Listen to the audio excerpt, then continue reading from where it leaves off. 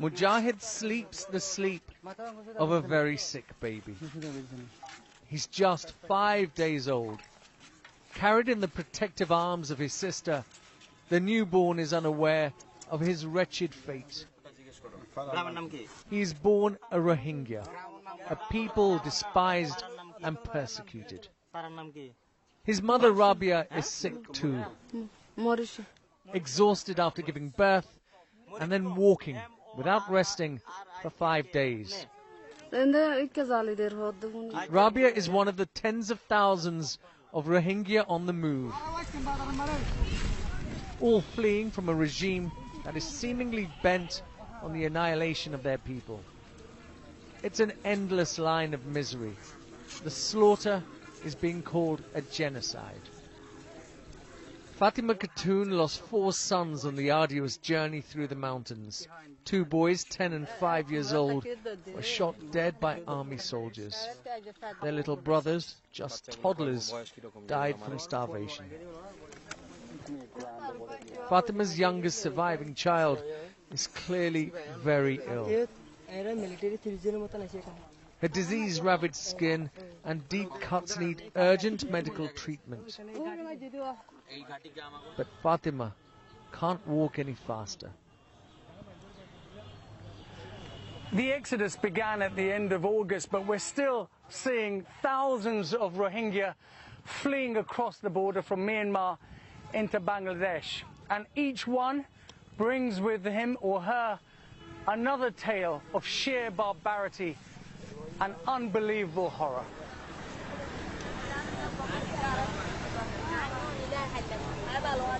The aim is to get to a camp, to join the hundreds of thousands of Rohingya who have made it this far.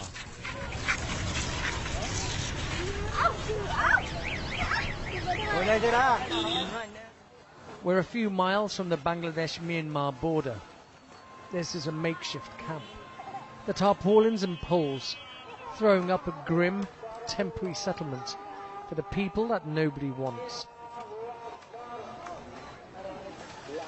The ground, still sodden from the monsoon rains, is turning into a swamp, stirred by the endless march of tired, broken feet. I meet Dayaba Kanu Nurathan. She's 4 months pregnant with her first child. 2 days later. Okay, 2 din baad ke. Okay.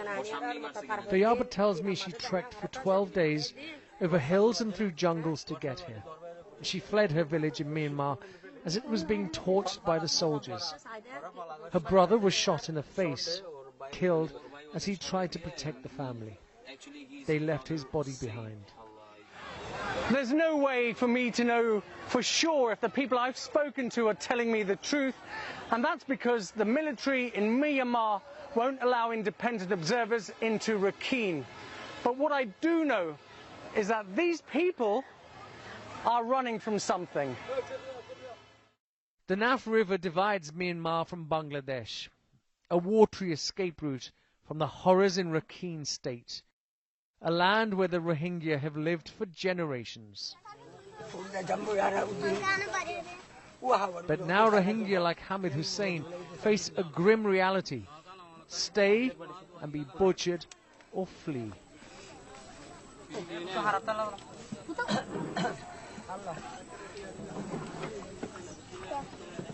Hundreds of thousands have left, and many, many more follow behind.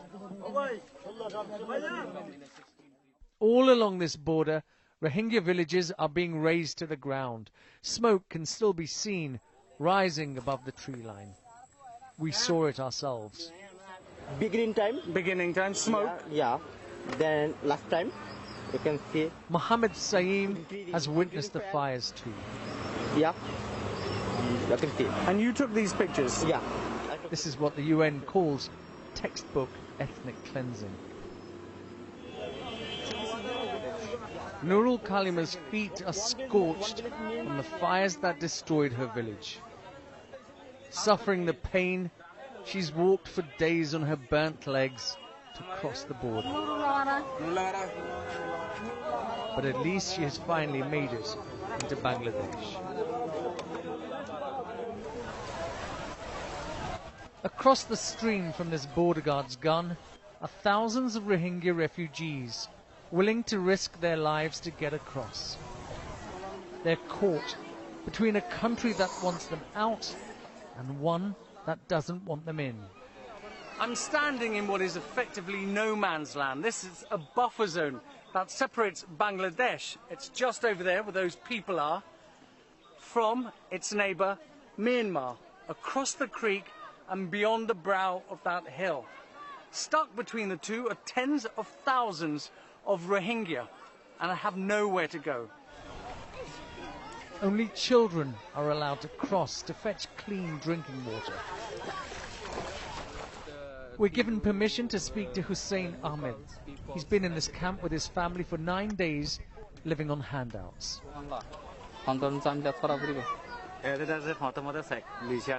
He tells me his village is about 30 miles away inside Myanmar, but he was forced to flee with his family when soldiers came. Suddenly, there's a commotion. A warning is shouted. Myanmar army soldiers have been sighted. The platoon is 90 strong, heavily armed, with assault rifles and belt-fed machine guns. It's tense. These could be the same soldiers accused of raping and slaughtering Rohingyas and burning down their villages. They're just meters apart. A border guard tells me the Myanmar soldiers are laying landmines. He points us towards proof. He was on the duty on the other side when the mine was being laid. They were getting messages every point. Their soldiers were talking to the walkie-talkie that they are laying mines over the fence. They saw it actually. This village elder shows me an extremely distressing video of a Rohingya woman. She's had both her legs blown off by a landmine.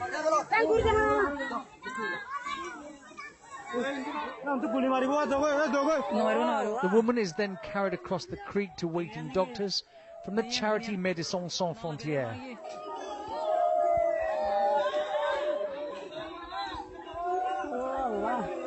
They happen to be here purely by chance.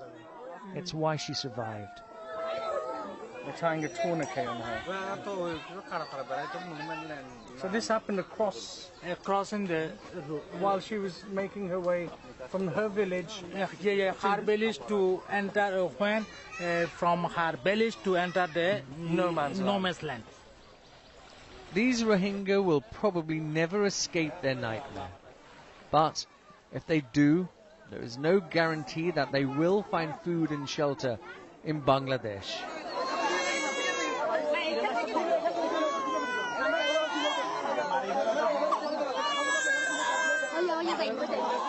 This is the sound of hunger.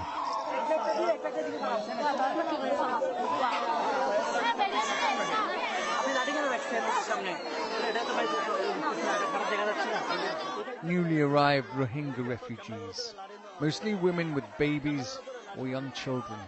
Many have seen their husbands slaughtered in Myanmar by soldiers.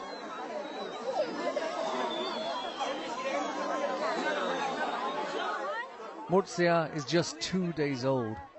She's a child of the conflict. Her mother, Zura Khatun, gave birth to her daughter on the road as she fled to safety. Zura tells me she's had no help, no aid or medical care for her baby.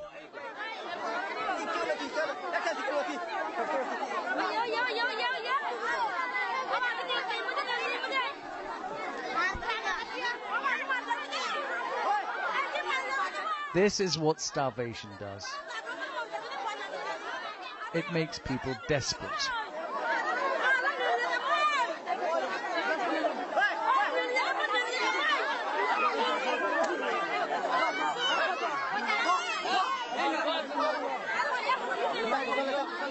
In the melee, we see Shakeen. Her grandson does his best to protect the frail old woman, but all hell is breaking loose.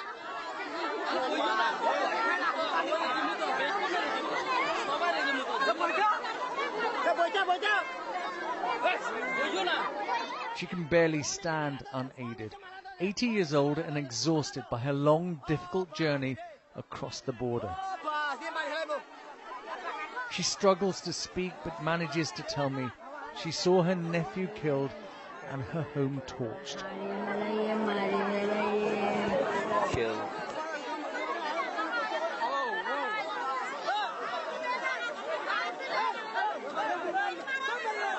Keeping order is impossible. We've been here for a number of days now, and we've yet to see any big international aid organisations working here on the ground. I'm not saying they're not here, we just haven't seen any. So these people are totally dependent on local charities. Either that, or they'll just go hungry. So it's left up to volunteers like Mohammed, who have no experience in dealing with a crisis of this enormity. What do you want the international community to do? We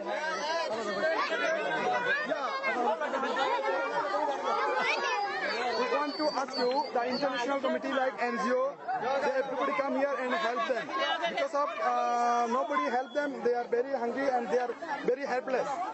So we request the NGO people come here too and help them.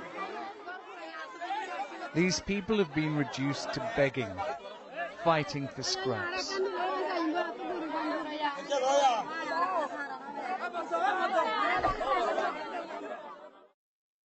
The two sides look exactly the same trees, the same paddy fields. There is no difference.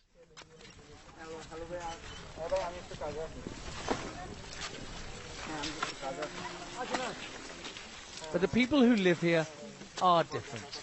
And it's this which has led to a hatred so deep that the Rohingya have been driven from their homes and their land, probably never to return.